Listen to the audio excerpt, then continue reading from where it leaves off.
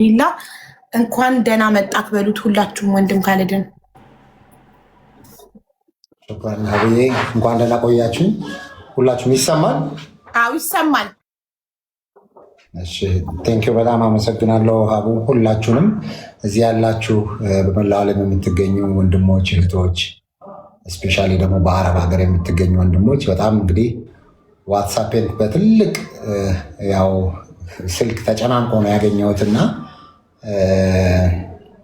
እንግዲህ አላህ ያለው አላህ የቀደረው ነገር ነው ሆኖ እንግዲህ ላለፉት 48 ቀናት ያው በእስር ላይ ሆነን ምርመራ እንደዚህ ሲደረግ ነበር። እንግዲህ ያው ጊዜውን ጠብቆ በዋስ ሆነን ወጥተናልና እንግዲህ ከወጣንም በኋላ ደግሞ በጣም ብዙ ተጨንቃችሁ አስባችሁ መልካም ምኞታችሁን ስትገልጹ ስትጠይቁ ስትደውሉ ለነበራችሁ ሁሉ እንግዲህ በፈጣሪ ስም በአላህ ስም አመሰግናለሁ። በተለይ ሀቦ እንግዲህ ስልኬን ላይ የላክሽው ቮይስ በቃ ምን ያህል እንግዲህ የተርበተበትሽ በደስታ ውስጥ በሲቃ ውስጥ ሆነሽ እንደላክሽልኝ አይቻለኝ እና ሹክረን በጣም እህቴ፣ በጣም ቃላት የለኝም።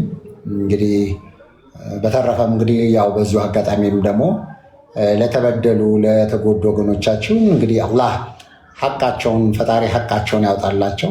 በምንም እንግዲህ ሁሌም ከነዚህ ከተጎዱት ወገኖቻችንም ጎን መሆናችንም ያው ጎን መሆኔንም በዚሁ አጋጣሚ መግለጽ እፈልጋለሁኝ። እንግዲህ ይህን ይመስላል ሀቡዬ።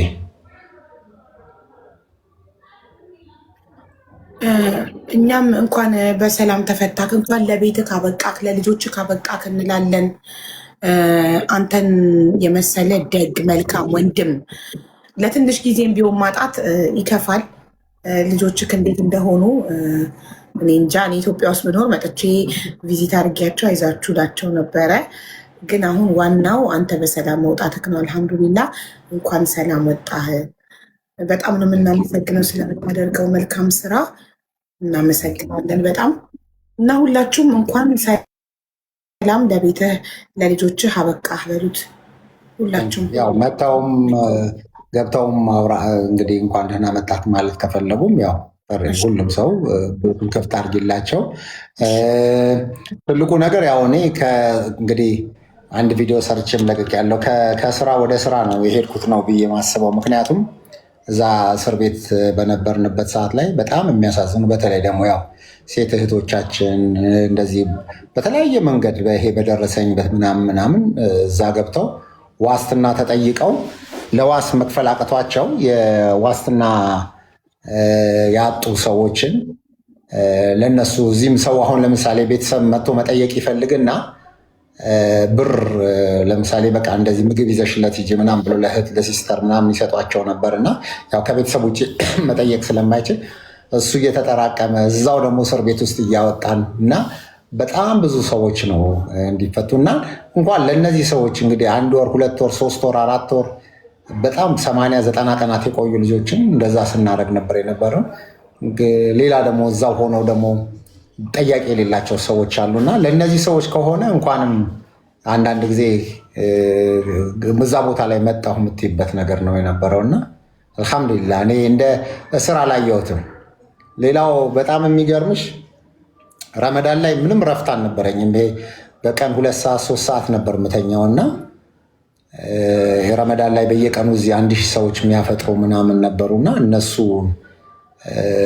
በቃ አድርገን ከዛ በቃ ሁሉ ጊዜ ረፍት የለኝም ድካም። ያው እንደምታውቂው አንቺ ሶሻል ሚዲያ ላይ ሆነሽ እንግዲህ ታውቂዋለሽ ሁሉ ጊዜ በሰዎች ጉዳይ ላይ ስትሮጪ እና ወላሂ አላህን የጠየኩት ነገር እንደው በቃ 1 ወር 2 ወር እንደዚህ እርፍ ሄጄ የምተኛበት እንቅልፍ የምተኛበት ስልክ የሌለበት ምን የሆነ ሞምባሳ ወይ ምናምን እንደዚህ ሆኖ ወይ ቻይና ሄጅ ከዛ ኡምራ መሄድ እንፈለግኩ። ያው ኡምራን ብሄድ ደግሞ ሰው አገኛለሁ እንደዚህ ነው ምናምን ብዬ በጣም እንትን አደርግ ነበር።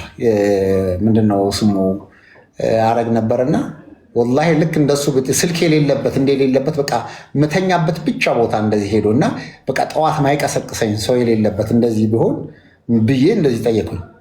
እንግዲህ አላህ ነገር በቃ አላህ የቀደረው ቦታ እዚህ ነው እና ያው በቃ እንግዲህ ለእኔ እንደ ምንድነው ኡሁርጅ ሆኖ ነው ያገኘሁት። በቃ ይሄ ሄደሽ የምትገቢበት ቦታ እና ያው እንደዛ ነው። እና በቃ እረፍት ነበር እና ፈጣሪ የጠየኩት ልክ እንደዛ ባልኩት በማግስቱ ቀን በቃ ገባ።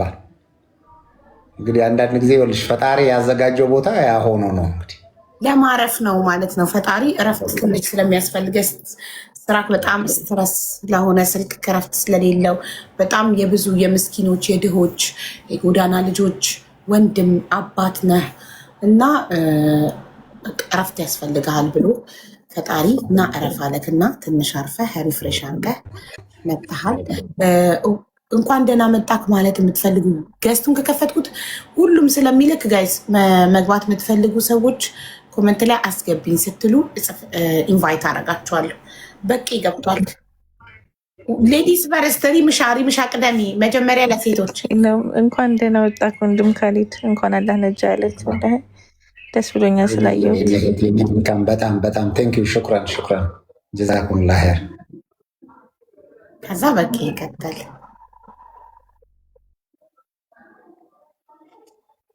በቂ ሰላም እንዴት ናችሁ? በጣም ይቅርታሽ ጫጫታ ውስጥ ነው ያለሁትኝና ወንድም ካሊድ እንኳን ለዚህ አበቃክ።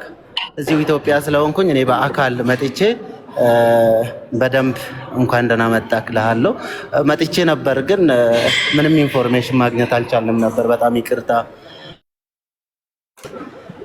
በጣም ደስ ብሎኛል። በጣም የሚገርምሽ ሀዊዬ በጣም ቁም ነገረኝ። እኔ በጣም በአንቺ ካወቅኳቸው ወንድሞች መሀል በቄ በጣም የሚገርም ሰው ነው እና የሚገርመው እዛ ድረስ እንግዲህ አንዳንድ ጊዜ ሰው ጊዜ ኖሮት እንግዲህ ረመዳን ሰዓት ላይ 2-3 ጊዜ መጥቶ ነበር አግኝቶ ነበር። በአጋጣሚ እንግዲህ ፕሬዚዳንታችንን የቀድሞ ፕሬዚዳንት ሳህለወርቅ ዘውዴን አግኝቶ ነበር። እሳቸውን ሚት አድርጉም ብሎ በጣም የሚገርም ነበር የነበረው እና እንደዛ ሆኖ ከዛ በኋላ ያንን ነገር አልፎ በቃ ረመዳን ወጥቶ ከዛ እንገናኛለን እንደዚህ እናደርጋለን ተባብለን ነው የነበረው እና ያ ነው። ከዛ ግን በጣም በትልቁም ነገር ሆኖ ያው እዛ መጥቶ 2 ጊዜ ተመላልሶ እንትን ብሎ ሳያስገቡት ቀርቶ ነበር እና በጣም ፈጣሪ ያክብርልኝ። እዚህ ላይ እያነበብኩ ነበር እና ሪምዬ ደግሞ አላህ እንኳን ለዚህ አበቃሽ አይ ቲንክ ወለደች የሚል ነገር አይቻለሁ እና ማሻአላህ በጣም ደስ የሚለው እንደዚህ አይነት ደግሞ ኸይር ነገር አላህ አሰማን። ሽክረን እንግዲህ በጣም ደስ ይለን። እንግዲህ ለፈጣሪ ምስጋና ይገባው ነው የምለው። አመሰግናለሁ ወንድም ካሊድ ሽክረን። እሺ ወንድሜ በጣም ደስ ብሎኛል። በድጋሚ ሀቡ እዚህ ጋር ስለጠራሽኝ በጣም ወድሻለሁ፣ በጣም አከብርሻለሁ። እግዜር ያክብርልኝ። ሪም እንኳን በሰላም 2 ሆንሽ፣ እንኳን የሆድሽን በእጅሽ አቀፍሽ። በጣም ደስ ብሎኛል። ዱባይ ብንሆን ኖሮ መተን እንጠይቅሽ ነበር። በጣም ደስ ብሎኛል። ሀቡም 2 ያርግሽ መድኃኒዓለም 2 ያርግሽ። ወንድሜ ካሊድ እመጣለሁ። እኔ ቤት ነው የምመጣው። በጣም መልካም ነገር አለ። አመሰግናለሁ በጣም ቴንኪው ሪምዬ። ይሄ ደግሞ ትልቅ መልካም ዜና ነው። በጣም ደስ ነገር ነው ወላሂ። እሺ ወልቃይት እንኳን ደስ አለህ ማለት ትፈልጋለህ? አበባ ስትልክ ሰላም እንዴት ናችሁ? ካሊዶ አባቴ በሳፕሪ አለ ወንድሜ። ቴንኪው በጣም እምልህ ወንድሜ፣ በጣም የምወድህ የማከብርህ ጀግና ወንድማችን ነህ። እኔ ክርስቲያን ነኝ አክቹዋሊ፣ ግን እንደ እናቴ ልጅ የማይህ ወንድሜ ነህና እኔ በጣም ደስ ነው ያለኝ። ተፈትሃል። ኤኒዌይ ግን ደግሞ ችግሮች ይከሰታሉ። ኤኒዌይ ሰምሃው ችግሮች ይፈጠራሉ። ለመልካም ነው ብሎ ማሰብ ነው። ስለዛ እኔ በጣም ወድ ወንድሜ ነህ። እኔ አዲስ አበባ መጥቼ ነበረ ከ2 ወር በፊት። እንደውም ማግኘት ፈልጌ ነበረ ሰምሃው ግን አልቻልኩም። ጊዜ ተጣበበብኝ። አገኛለሁ ብዬ ነበረ አልቻልኩም። ግን ደግሞ ከመጣሁ በኋላ ይሄ ነገር ሆነ። ምንም አይደለም፣ የሰው ልጅ ይፈተናል። ኤኒዌይ ምንም አይደለም። አንተ አለህ እስካሁን እስትንፋስህ እስክትጠፋ ድረስ እንትን አለ፣ ስትሬንጅ አለ ነው። ችግሮች ይኖራሉ። ስለዛ እጽፋል እንደ መልካም አጋጣሚ ነው። ለእኔ እንደ መልካም አጋጣሚ ነው። ፈጣሪ አንዳንድ ጊዜ በፈተናዎች ውስጥ ሆነ ብዙ ነገሮች ስለነበረ ነው። ምንም አንዳንድ ነገር እንደውም ብታየው ሀቡ እኔ ዱባይም አሜሪካን ሀገርም እንደ ቫኬሽን ሆኜ ተቀምቻለሁ እና እንደውም አሁን ትንሽ ከወጣሁ 1 ሳምንት ሆኖ ያው ከተማ ላይ ስዞሪ በእግርም ምናምን ሆኖ ፀሐይ መታኝ እንጂ ነጭ በቃ እንደዚህ ነጭ ሆነሽ እና ያሳፍራል ሁሉ በቃ እና አታውቂውም፣ ለራስሽ አይታወቅም። ይሄ አይንሽ ስር የነበሩ ጥቁር ነገሮች በጣም ብዙ ነገር ሱስ ያለበት ሱሱን ትቶ ብዙ ነገር አመል ያለብሽን ነገር ሁለሽ ትተሽ አንዳንዴ ወደ ፈጣሪሽ ሁሉ በጣም የሚገርምሽ እኔ ዛሬ 2 ዓመት ነበር ሀጅ ያደረግኩት እና ከፕሬዚዳንታችን ከሼህ ሀጂ ጋር ነበር ሀጅ ያደረግኩት። አብረውኝ ሼህ ሀጂ አሉ፣ ሼህ አብዱልከሪም አሉ ሁለቱም እና ደግሞ ዶክተር ጄላኒ አሉ። እንግዲህ እነዚህ የመጨረሻው እንግዲህ በዲናችን ትልቅ ቦታ ያላቸው ሰዎች ከነዚህ ሰዎች ጋር ሆነን ለሐራም በመኪና የ10 ደቂቃ መንገድ ናት ሐራም ቦታ ለመሄድ እና የሚገርመው በቃ አንዳንድ ቀው ደክሞኛል ዛሬ እንኳን እንግዲህ አስቢ የሄድሽው በቃ ሀጅ ነው ከሰላትና ከንትን ውጭ ሌላ ጉዳይ የለሽም፣ ሌላ የምትሄጂበትም ነገር የለም። እዛ ለመሄድ ዛሬ እንኳን በቃ ቤቴ ልስገድ በቃ እዛው ሆቴል ልስገድ ምናምን ብለን ሆቴል ውስጥ ነበር ምንሰግደውና ምናረገውና መኪና አለ፣ ሁሉ ነገር አለ። ይሄ ሁሉ ነገር ሆኖ ኢቭን እንደውም የኤምባሲ ቪአይፒ መኪና ስለነበረ አትቆሚም፣ ሁሉ ሐራም ውስጥ ቀጥታ ነው የሚያስገባን የነበረውና የሚገርመው እዛ ሆነሽ እንኳን እንደዛ ያላረግሽው እስር ቤት ውስጥ ወላሂ ነው የምልሽ 40 ምናምን ቀን ከሱቢ ጀምረሽ እስከ ኢሻ ጀማ ሰላት ነው በቃ 40-50 ሰው እንሆናለን ሙስሊሞች ያለ ነው። በቃ ከዛው አንድ ላይ ሆኖ ሌሊት ላይ ሱቢ በግዴታ ነው አንዱ አንዱን ተነስቶ ሁሉ በቃ ሆነን ደምሽ ውስጥ ነው የሚገባው። በቃ ከዛ አሁን በቃ 40 ምናምን ቀን ፈጣሪሽን እያደረግሽ ከዛ ደግሞ ምንድነው ይሄ ማታ ላይ ልክ ማታ እንደዚህ በዚህ ሰዓት ማነው መግሪብ ሲደርስ ሁሉም ክፍል እንቀያየራለን። ሙስሊሙ ወደ አንድ ክፍል ይመጣል፣ ክርስቲያኑ ወደ አንድ ክፍል ይመጣና ክርስቲያኖቹ በቃ ሙሉ እንደ ቤተክርስቲያን በቃ ዝማሬ ያለ፣ ፕሮቴስታንቱ እንደገና እንደዛው ሁሉም ሰው በየራሱ ሃይማኖት ይጸልያል። ምክንያቱም እዛ ስትሆኝ በቃ ፈጣሪሽን ነው ምንድን ነው ብለሽ ወደኋላ እና 48 ቀን ያለምንም ማቋራጭ ሰላትን ከነሱና እንግዲህ ጭራሽ እንኳን ሱና ፈርድ ሰላት እንኳን አንዳንድ ጊዜ ምን ያህል ድክመት እንደነበረን እና ከነፈርድ ሰላቱ ጀምረሽ ቀርቶ ምንም ነገር የማታደርጊ ሰዎች እዛ ሲሆን እንደዚህ ነው እና አልሐምዱሊላህ እኔ ይሄንን ሊወፍቅሽ ከሆነ በቃ ምንም እንትን የለውም። ሰላም፣ እንዴት አመሻችሁ? ሰላም ሙኒቷ፣ እንዴት ነሽ? ሙኒቴ እህቴ አለን። ወንድም ካለድ እንኳን አላ ለቤትህ አበቃ። ሁልጊዜ አዋቂ ነው። በዛች ጊዜ ውስጥ ከምን እንደሰወረህ እሱ ነው የሚያውቀው። ለመልካም ነው እንዳልከውም ደግሞ አንዳንድ ጊዜ ከሱ ጋር ለብቻው እንድንሆን ስንፈልግ በተለያየ መንገድ እንደዚህ በግሉ ያስቀምጠናል። ስለ ሁሉም ሐምድላ ምንም የሆንከው ነገር የለም። ለአንተ መልካም ጊዜ ነው የሆነልህ። አሁንም አላ ይጠብቅህ። ሪምዬ እንኳን በሰላም ሁለት ሆንሽ። ኢንሻአላ መተን እናይሻለን ሀቢብቲ። እንኳን አብሮ ደስ አለን። እኔማ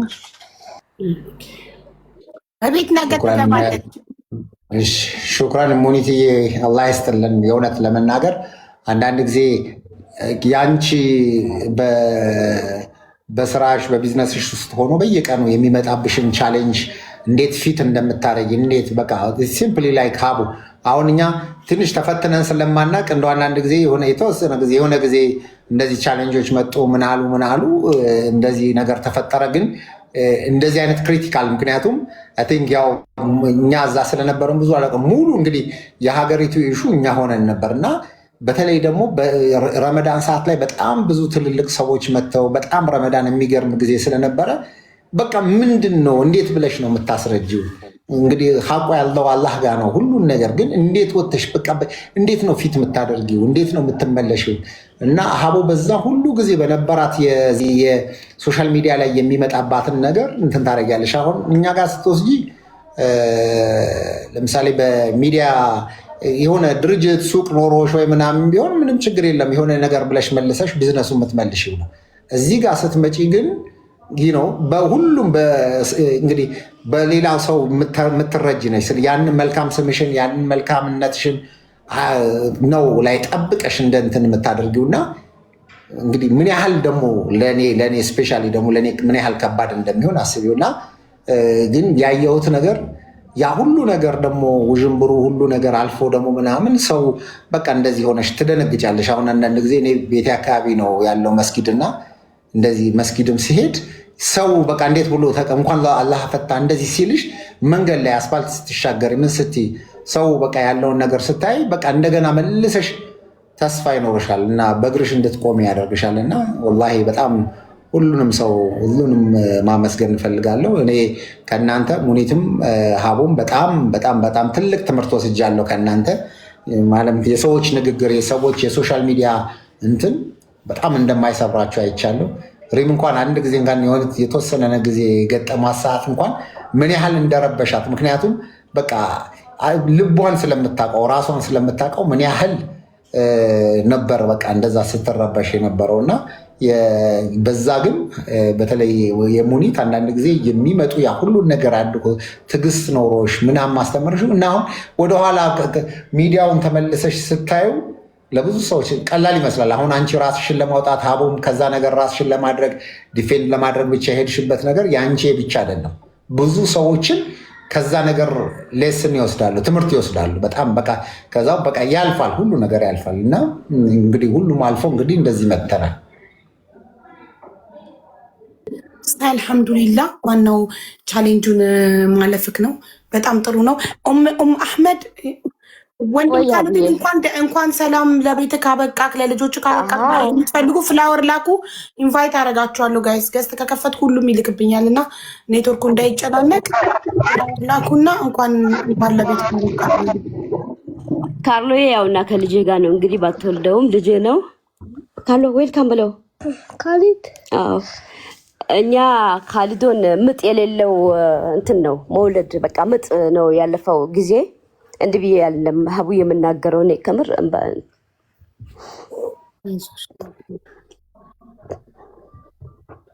ሎላ ካሊድ አይደለም ካሊድ ጠንካራ ነው ነው ስለራሱ ማያወራ ሀቡ ባካል እኔ እሏለሁ ካሊድን ሁሌ ካሊድ ለሰው ገደል ትገባለህ። ለእኔ እንደ ስራዬ እንደ ታላቅ ወንድም እንደ አማካሪ እንደ ምን ልበልሽ ከምር ነው የምልሽ። ገደል ለሰው ልጅ የሚገባ ነው፣ ለራሱ ግን እንዲህ ብሎ ለራሱ ማድረግ የማይችል ነው። እና አንድ ጊዜ ምን አልኩት በዚህ አጋጣሚ እኔ ኮንግራጁሌሽን ልለው እንጂ ማንም ላስለቅስ አይደለም። ከረመዳን በፊት በነበረው ጊዜ ታውቂያለሽ አውዬ ቤቱ ላይ ምንም ነገር ባልነበረበት 670 ሰዎች በነበሩበት ሰዓት ላይ እኔ ራሴ ነው እንትን ያልኩትኝ ፊል ያደረኩትኝ ገባሽ። ሳሬን ነበር ሲያሳይ የነበረው ክሽኑ ባዶ በነበረበት ሰዓት የነበረውን ከቤትም ጨምሬ ያለውን ነበር አስቤዛ የወሰድኩለት። እንደ ራሴ አንድ ልጅ ሀቡ አንድ ልጅ ማስታደግ ይከብዳል በዚህ ዘመን ላይ እንኳን ያን ሁሉና ካሊት መለመን ራሱ ሞያ እኮ ነው ያልኩትኝ። ካሎት ዝላላ መለመን ራሱ ሞያ ነው። አንተ ለማመን እኮ አታውቅበትም፣ ለሰው ግን ገደል ትገባለህ። ለአንተ ግን እና ሀቡ ትልቁ የታየኝ ካሊድ እስር ላይ እያለ የምታውቂያለሽ እዛ ቤት ሲሄድ ሄጃለሁ በተለያየ ጊዜ ላይ አንዳንድ ችግርም ሲያጋጥም ደውሎ ይነግሩኛል።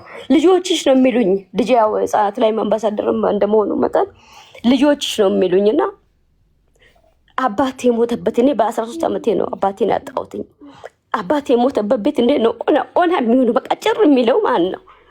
ስገባ ያን ነው ያየሁት። መቋቋም ያቃተኝ ነገር ቢኖር ያነበረ ሀቡ እና ካሊድ የወጣ ቀን ሲሄድ ከበር ላይ ከጥበቃዎቹ ጀመረሽ እናቶች ልጅ ህጻናቶች እኔ ነበር ሲያቅፉኝ የነበረው። በቃ ደስታን ለማን ይግለጹት?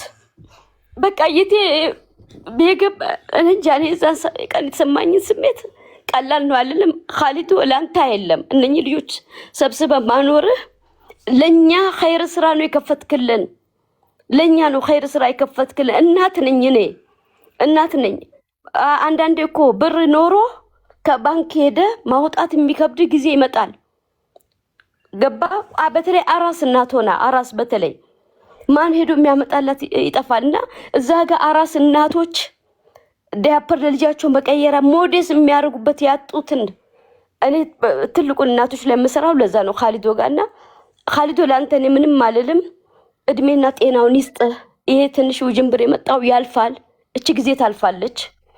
ሐቁን ይውጣ። አንተ ተዝናንተ ብለሃል። የዛን ቀንም እኔ እኮ ሌላ ስራ ላይ ነው አላህ የላከኝ ለመልእክት ነው እዛ ጋር የተላኩት እንጂ አላማረርክም። እስር ላይ ነበርኩ አላልክም።